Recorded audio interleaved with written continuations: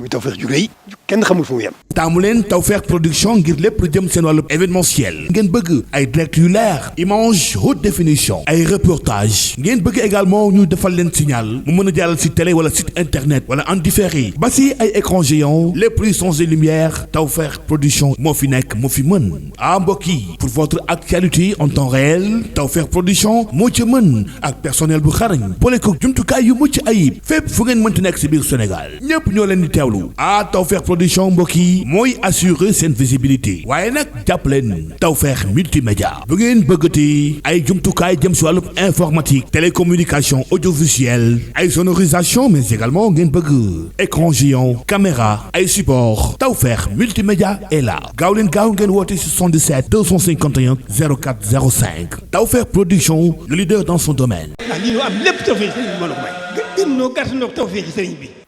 bismillahi rahmani rahim. lan tanaalul birra hatta tunfiqu mimma tuhibbun wa ma tunfiqu min shay'in fa inna allaha bihi alim. kullu taami kaana hillan li bani israil illa ma harrama israilu ala nafsihi min qabli an tunazzala at-tawrah qul faatu bit-tawrati fatluha in kuntum sadiqin faman iftara ala allahi al-kadhiba min ba'di dhalik fa ulaika humu zalimun. ñaan imam Kanissé mu ñëw parce que dafa war a gërëm invité fii nekk ne au nom du président de l'ONG imam ñëwal. sant yàlla dolli ci lañ ko santoon bi ñu yàlla mayee wuy jur bu baax bëgg alxuraan xam luy alxuraan dunde alxuraanul karim samp fi alxuraanul karim tàmbali ñu ko nag ci dooleeg man ak kattan ñun mu ñu war a yeggali ak fi ñu toll yàlla def ci mbaaxam ak kattan ak manam mu dénk koo xamante ni ko jara dénk la muy alhaaji Malick Gaye ak ay mbokkam ak ay magam ñépp alhaaji Malick nangoo toog ci daara ji ay magam bàyyi ko fi mu toog fi téel leen daara ji muy alquranul karim yàlla ci kàttanam ak mbaaxam ak nangoo lijjanteem ak dëkk jamonoom yàlla dogal mu kere fi association ci daara ji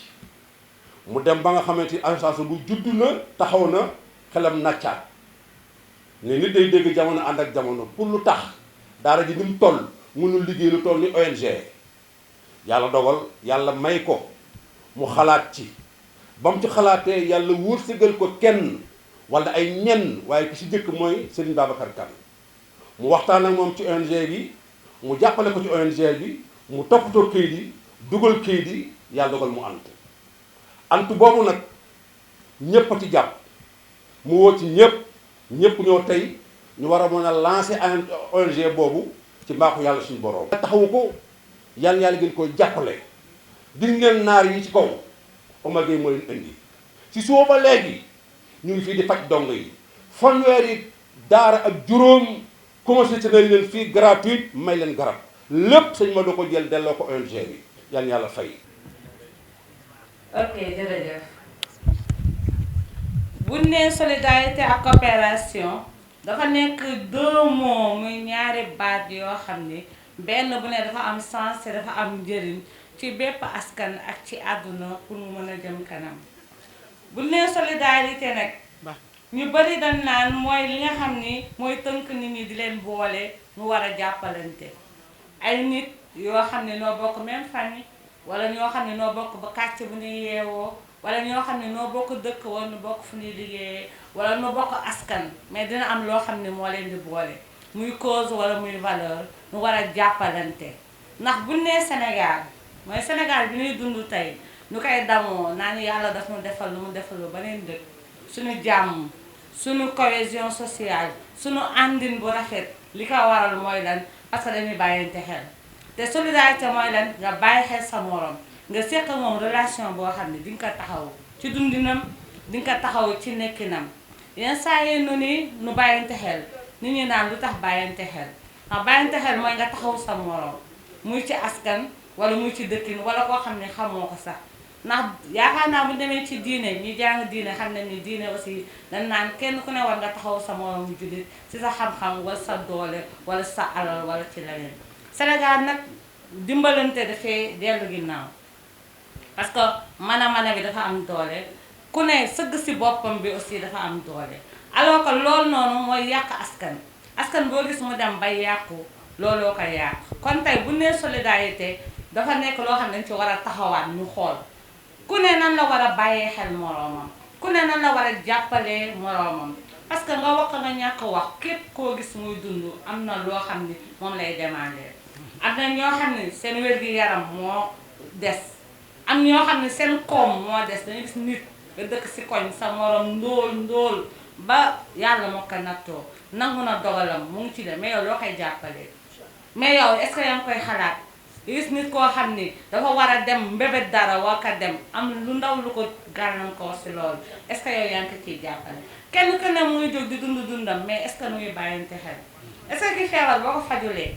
mu soxla ordonnance jëndoo ordonnance mu soxla hospitalisation géré le ko mu soxla opération jàppale woo ko si dani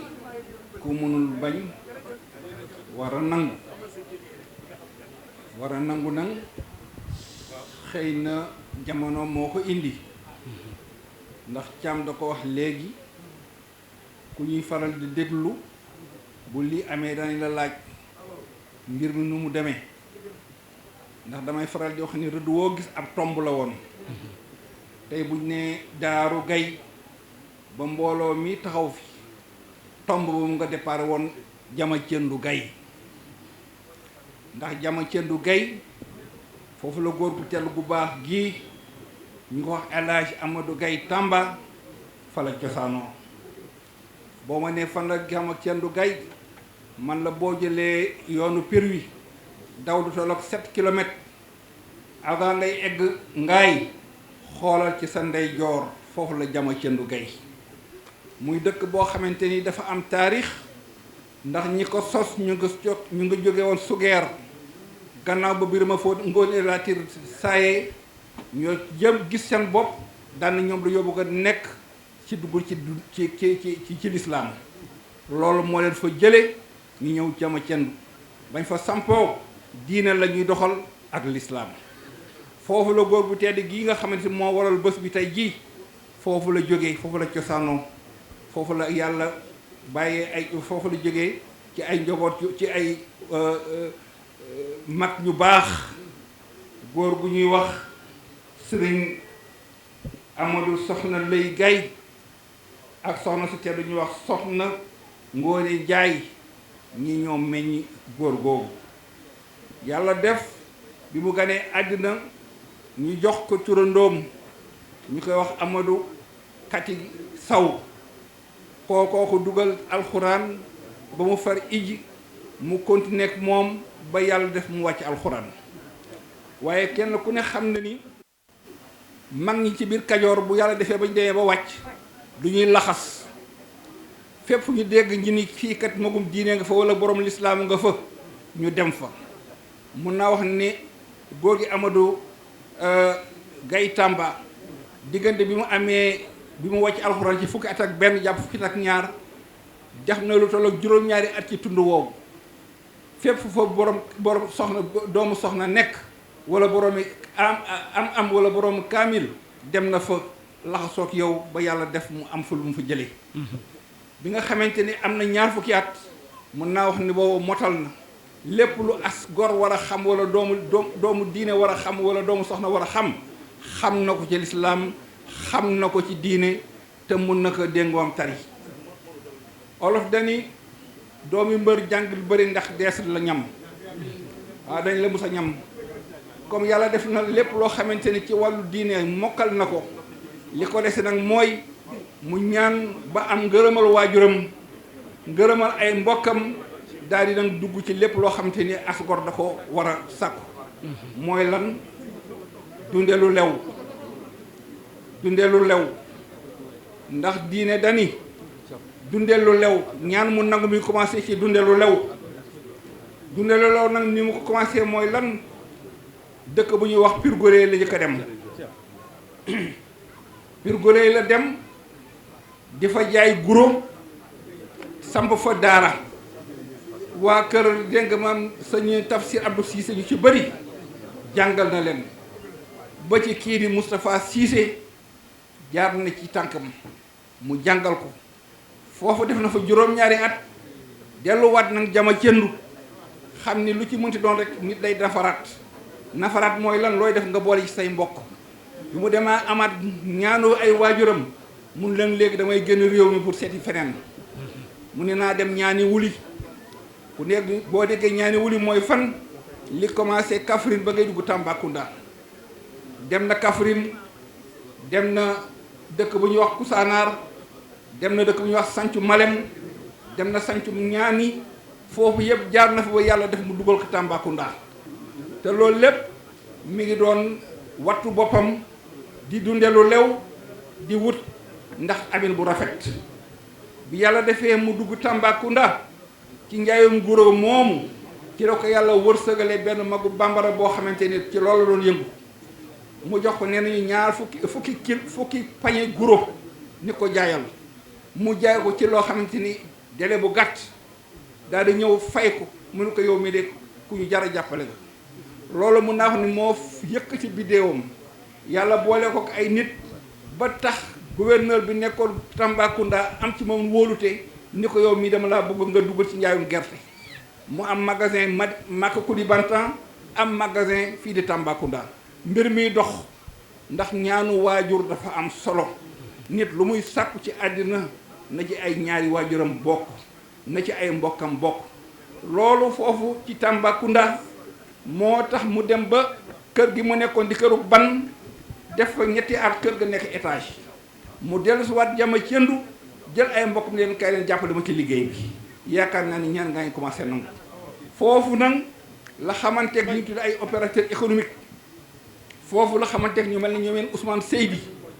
foofu la ñu xamanteeg ñu mel ne Amadou Diallo ñu ko wax Diallo Picc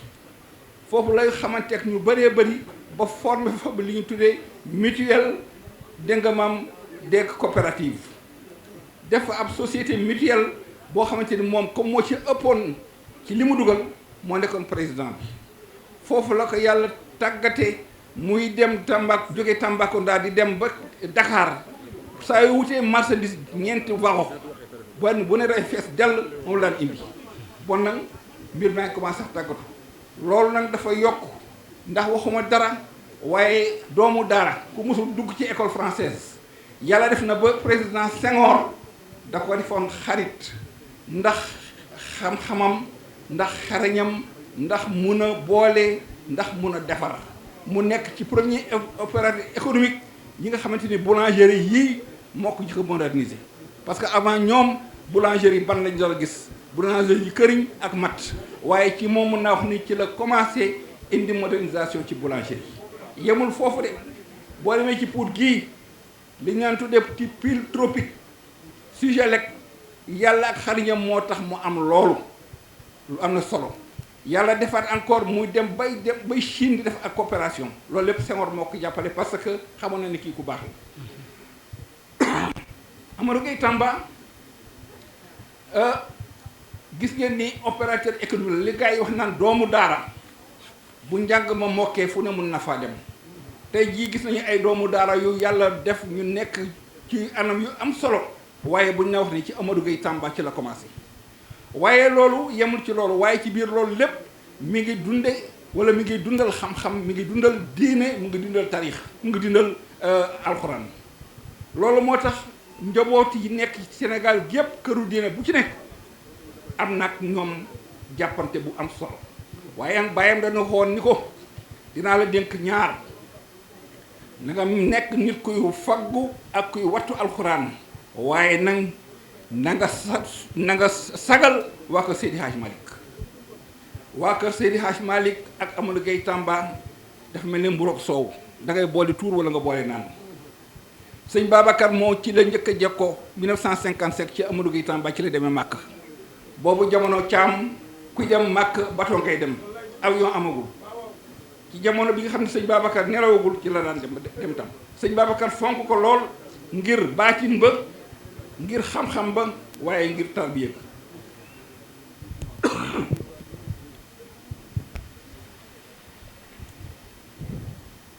nee nañu demoon na ba bu dikkee Tiwaawoon kii di woon taawu sëñ Babacar di sëñ Moustapha Jamil ñoom ñaar joloon bokk benn. nee nañu demoon na ba bu dikkee Tiwaawoon kii di woon taawu sëñ Babacar di sëñ Moustapha Jamil ñoom ñaar joloon bokk benn néeg bu ñu fanaan ba nag yoo wane ni kii ku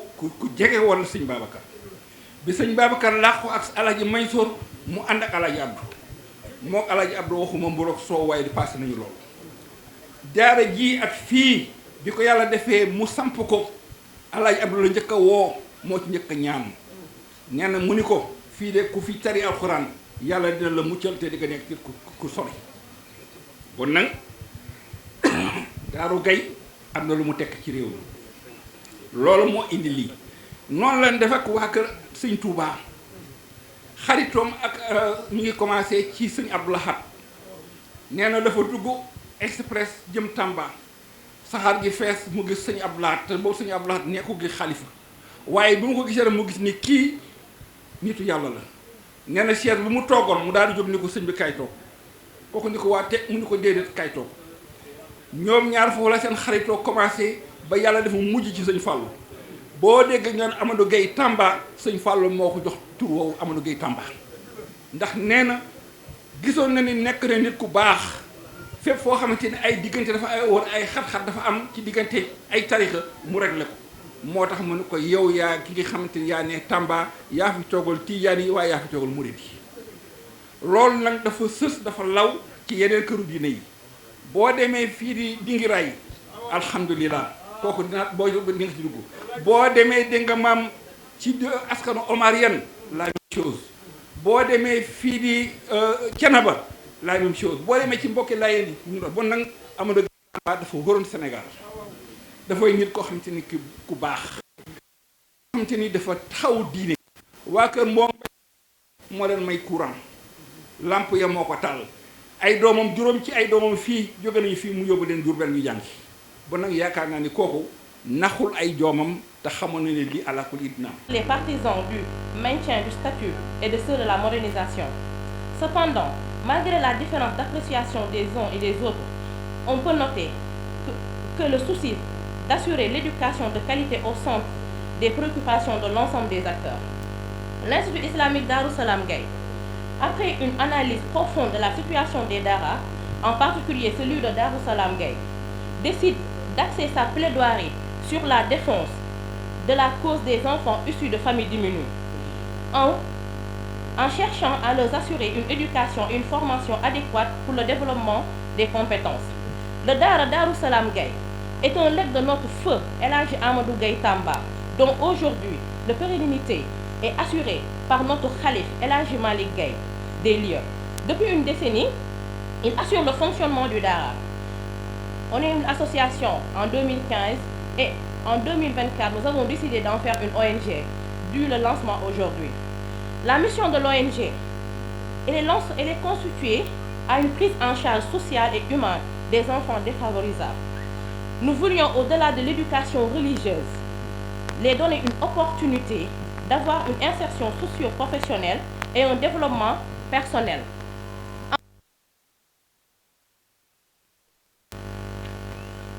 L'objectif général de l'ONG est assuré à tous les pensionnats du Daara, dont il y a plus de 300 enfants regroupés au sein du Daara Darou Salam Gaye, une éducation et une formation de qualité. Nos objectifs spécifiques résument à un renforcement des capacités intellectuelles, morales et physiques des enfants, le développement des activités et travaux pratiques dans le domaine agro-pastoral, l'amélioration des infrastructures d'accueil, la création de nouvelles infrastructures, la récapitulation périodique du personnel d'enseignement, la diversification des partenaires, mettre en place une disposition de suivi d'évaluation et améliorer la communication sociale. Cela n'empêche pas que nous avons pu faire des réalisations au cours de ces quelques années, tout en ayant comme credo « Aide-toi, le ciel t'aidera ». Malgré nos maigres moyens, pour l'éducation, l'encadrement, la suivi sanitaire des enfants dont le nombre s'accroît de jour en jour, nous voulons, puis avec nos propres moyens, réaliser des salles de classe, des dortoirs, une cuisine, des blocs sanitaires, une adduction en eau et en électricité, des activités agro-pastorales, nos sources de revenus. Comme vous savez, nous avons tous les mêmes problèmes que tous les daara, mais néanmoins, nous avons essayé de faire avec nos moyens de bord pour réaliser certains de nos projets. Mais on n'en reste pas vain à cause de nos partenaires. Depuis une décennie, Darou Salam Gaye fonctionne avec ses propres moyens de bord, avec l'aide de certaines bonnes volontés, mais nous avons aussi le soutien de l'association CNM, sans oublier les cotisations des participations volontaires de nos membres de l'association qui est devenue aujourd'hui l'ONG. Il y a aussi le président de la Fédération nationale des boulangeries du Sénégal, Amadou Gaye, que nous remercions. Il y a aussi le docteur Bouchti, qui est le président de la collectif médical marocain au Sénégal. Sans oublier docteur Alima, présidente de la Ligue des étudiantes marocaines au Sénégal. Ce matin aussi, on a pu recevoir la coordination de RNP du Sénégal, qui est le parti au pouvoir actuel du Maroc. Maintenant, ce qui nous regroupe aujourd'hui, qu'il s'agit du lancement de l'ONG. L'ONG a pu lancer un programme d'investissement que nous aimerions vous élaborer aujourd'hui pour que vous puissiez nous apporter votre soutien tout au long de ce travail. Comme le dit prédit, nous sommes objectifs améliorer la vie des enfants. Du coup, il faut mettre dans les bonnes conditions. Il y a la réhabilitation et l'extension des infrastructures existantes, comme les dortoirs, les salles de classe, les salles où les talibés vont faire leur cours, Inch'Allah. Il y a la construction d'un réfectoire. Il y a la construction d'un complexe sportif pour les permettre de s'épanouir. Parce qu'on ne parle pas de Dara ne veut pas dire que l'enfant n'a pas le droit de s'épanouir. Il y a aussi le développement du maraîchage. Comme on l'a dit tout à l'heure, nous travaillons avec nos moyens de bord, sans oublier nos terres que nous cultivons et le maraîchage que nous faisons. Il y a aussi le renforcement de l'aviculture, le renforcement de l'embouche bovine et ovine, l'équipement de l'infirmerie existante, car nous avons déjà une infirmerie qui manque d'équipements sanitaires et de médicaments. Il y a la mise en place d'un programme de suivi nutritionnel pour améliorer la vie et la santé de ces derniers. Il y a la formation du personnel éducatif. Il y a aussi la formation en gestion de projet. Voilà les manquements que nous aimerions combler pour rendre meilleures les conditions de vie des enfants qui regroupent le Dara. Le coût global de nos futures réalisations tourne autour de 188 millions. Mais les 15% seront gérés par fonds propres, on s'est toujours débrouillé, et cela consiste les 28 millions du projet. Les 21 millions seront procurés par nos partenaires qui seront d'une somme de 40 millions. Ainsi, nous mettons à votre disposition aujourd'hui les 120 millions restants, ce qui veut dire les 64% du total du projet à votre disposition pour que vous puissiez nous apporter votre soutien. Nous tenons aussi à vous remercier, tous en vous appelant à nous aider et à nous soutenir pour la réalisation de notre cause tellement noble qu'il s'agit d'améliorer la condition de vie de ces dernières. Les boulangers Sénégal, je suis dama am ñu ko bokkal motax tay boulanger yi bëri nañu bëgg ñëw motax ma ànd ak président des boulangers de Sédhiou mooy Samba Sey ma la toog solu vert li Diap qui est le président de la commission communication ba pare nekk porte-parole fédération bi moom ngeen gis souvent ci débat yi ak télé yi li may wax rek lañ fi indi mooy lancement benn ONG islamique ONG bi luñ ci jublu mooy comme sama doom ji wax na ko benn processus la ba ñu mën a am lu ñuy wax ONG mais li waral sos bi yëpp mooy jàng alxuraan jàngal xale yi boole leen yar leen ñu bañ a di yalwaane loolu bokk ci lu ñuy wax les nouvelles réalités par exemple du nouveau régime benn xoolee acte yi ñu posé ci daara dal na suñu xel monsieur le préfet pour dire simplement l'exact que le gouvernement est en train de poser par rapport à la modernité des daara coraniques nous rassure. Ce qui fait qu'aujourd'hui, cette ONG, à notre avis, pourra jouer pleinement son rôle de modernité que l'État veut dans ce monde. Et c'est pourquoi d'ailleurs que la FNBS, la Fédération nationale des boulangers du Sénégal, a accepté d'être un partenaire de cette ONG. Il faut comprendre qu'aujourd'hui, notre association qui œuvre dans le pain, certes, est en train de travailler même avec une agence de développement local que j'ai signaté, qui intitule Mourou Daraï. Donc aujourd'hui, notre fédération est en train de travailler avec une agence de l'État pour dire Mourou Daraï. Et aujourd'hui, cette agence est en train de travailler avec notre fédération pour former les jeunes de Dara pour que nous ayons une insertion. Ce qui fait qu'aujourd'hui, nous aussi, sous nos rôles, moi aussi, ONG aussi, rôle n'est pas de jangal yampi, mais dana nek lo xamni day def insertion professionnelle. Il y a beaucoup d'exemples qui viennent des filles. Donc pour dire simplement, tay mu nek aussi journée bu historique. Ndaxte tay on a reçu une forte délégation des collectifs des médecins du Maroc, d'origine Maroc, avec l'appui de notre frère, de notre fils plutôt, Omar Gueye, le docteur Omar Gueye. C'est pourquoi, docteur, nous vous remercions des actions que vous êtes en train de faire. Moi, connaissant bien le Maroc, je viens du Maroc il n'y a même pas une semaine. J'ai fait mon bilan à la clinique Géralda et à Oasis, avec le groupe Amour que vous connaissez bien, qui est dans la boulangerie, que je travaille avec ce groupe Amour qui est dans la boulangerie. Pour dire simplement, le plateau technique qui est au Maroc nous permet aujourd'hui de l'espoir et qu'avec des jeunes médecins qui travaillent ici, et ce qui reste au Sénégal, c'est vraiment le plateau technique. Donc, monsieur le préfet, vous avez vraiment une mission à dire au gouvernement du Sénégal que vous représentez ici,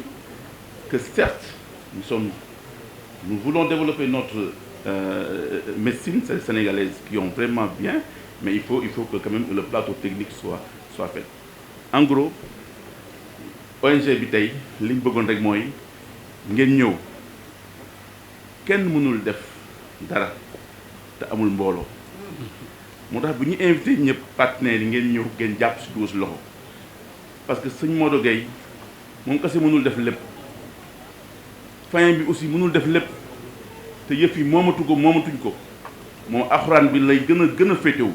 maay développement bi moo tax ñuy profité di remercier tous xale ñi nga xam ni ñu wër Modou Gueye yëpp di ko jàppale ba ñu mën a yegg si fii en tout cas loolu moo doon les mots yi ma mënoon a wax au nom de la famille certes mais au nom de la fédération nationale des Sénégalais Modou on vous rassure fédération bi lépp lu mu war jàpp ci ONG bi dana ko def je pense que Joseph Diap qui est là ne me démentira pas parce que ñun dañuy def te duñu wax li ñu fi def yëpp jaroo saw wax parce que suñu rôle la dañ ko war a def en tout cas lu ñu bëgg rek mooy sëñ Thierno sëñ Moustapha yéen ñi fi teewal diine bi ak ñu kilifa diine yi fi teew yëpp ngeen defal ñu ñaan pour que ONG bi gën a jëm kanam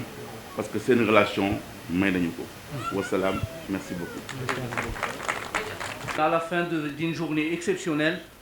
placée sous le signe des dons, de la fraternité et de l'engagement, cette campagne médicale solidaire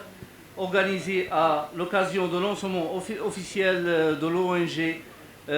Institut islamique Dar Salam Gueye a permis d'offrir à 387 consultations gratuitement à des enfants talibés à Bambilor. Je tiens avant tout à exprimer ma profonde gratitude envers l'ONG Dar Salam Gueye, son fondateur et toute son équipe, pour leur dévouement admirable en faveur des plus démunis. Cette collaboration honore les valeurs de la solidarité et de justice sociale que nous partageons. Nous remercions sincèrement Dr Omar Gueye, dont le soutien a été essentiel à la réalisation de cette mission. C'est grâce à lui que nous avons eu l'opportunité d'intervenir ici à Bambilor. nos salutations les plus respectueuses vont à monsieur le sous-préfet et à monsieur le préfet de Rufisque, le sous-préfet de Sangalkam et à monsieur le maire de la commune de Bambilor, ainsi qu'à l'ensemble des autorités administratives, sanitaires et religieuses sénégalaises pour leur accueil chaleureux et leur coopération exemplaire. Nous exprimons ainsi nos profondes reconnaissances à Serigne Modou Gueye, marabout de Dara, pour sa bienveillance et son hospitalité fraternelle. Je souhaite également adresser un hommage particulier aux médecins marocains bénévoles qui ont répondu présents. Leur expertise, leur dévouement et leur esprit de service ont permis à cette journée de se dérouler dans les meilleures conditions. Ils sont le visage d'un Maroc engagé, inné et profondément humain. Enfin, nos remerciements vont à son Excellence Monsieur l'ambassadeur du Royaume du Maroc, du Royaume du Maroc au Sénégal, Monsieur Hassan Nasseri, pour son accompagnement précieux à notre communauté. Et à Monsieur Aziz Mihoud, chef de la délégation et président du RNI Sénégal, qui étaient ici ce matin avec une forte délégation, et qui ont promis de accompagner le Dara et accompagner la commune de Bambilor et dans le futur proche essayer de faire un jumelage entre la commune de Bambilor et une commune marocaine. Cette journée témoigne du rôle positif que peut jouer la communauté marocaine dans son pays d'accueil à travers des actions concrètes, utiles et sincères. Moi, je dis toujours que le Sénégal nous a donné beaucoup de choses. Nous avons fait nos études ici. Donc c'est un petit geste que nous rendions au Sénégal. Vive le Sénégal, vive le Maroc et vive la fraternité maroco-sénégalaise. Merci beaucoup. ginnaaw bi ñu sant yàlla julli si yonent bi tedd bi sallallahu alayhi wa sallam ay kàddu nuyoo lay doon kàdduy sargal waaye kàdduy mbégte si bés bii nga xam ne yàlla dogal na mu amee fii ci Bambilor muy sagu tund bi yépp di sagu Bambilor di sagu Mbët waaye di sagu département bi yépp di yëkkati ay cant ay sargal ay ngërëm jëmale ko ci famille yu Gaye Tamba waaye di jël cant yooyu ak nuyoo yi teg ko ci loxol ki nga xam ne moo leen toogal fii di Maodo Gaye mi nga xam ne taxawaayam rafet na defe naa ne yaram fës na xam-xamam gis nañ ko disponibilité am gis nañu ko nit nag lañ koy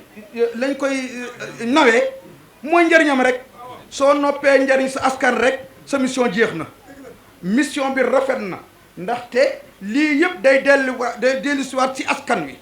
ndaxte benn xale boo jël nga cuub ko defar ko def ci moom ay jikko def ci moom xam-xam def ci moom set def ci moom baax def ci moom la gën a tedd la gën a baax la ñu gën a tànn mooy alquran karim defe naa loolu ku def loolu wàcc nga kon ñu jël ay nuyoo yu tedd teg ko ci loxoom mu jëlaat nuyoo yooyu tegal ñu ko ci loxool magam ju tedd ji di Cheikh Gaye bi nga xam ne magam la waaye rëq ko waaw topp ko assisté ko jàppale ko ci biir ak ci biti su ma jógee foofu rek damay nuyu sama sëriñ di sëñ Moustapha mi toog bu doom Maodo Malick moo fi toogal Sidi Hadj Malick ñun nag njabootu Sidi Hadj Malick fu ñu leen gis rek fa tabarakallahu sunu daraja ak sunu martaba yëpp summi nañ ko delloo leen ko ndaxte Sidi Hadj Malick moo toll noonu ci ñun rax ci doole woy juróom bu tedd bi liggéey bu rafet la liggéey ci Sénégal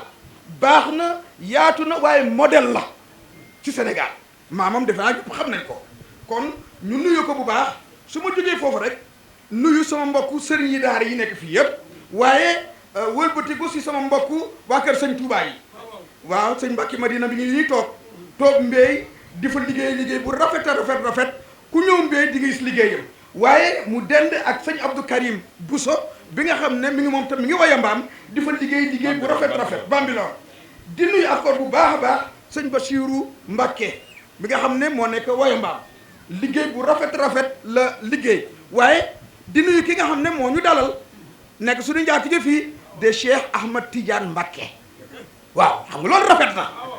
loolu rafet na Cheikh Ahmad Tidiane Mbacké nuyu ko bu baax a baax sargal ko di nuyu bu baax a baax l'adjoint préfet bi nga xam ne moo fi toogal le préfet toogal fa le sous-préfet Pape Yoro Sow sa liggéey rafet na préfet département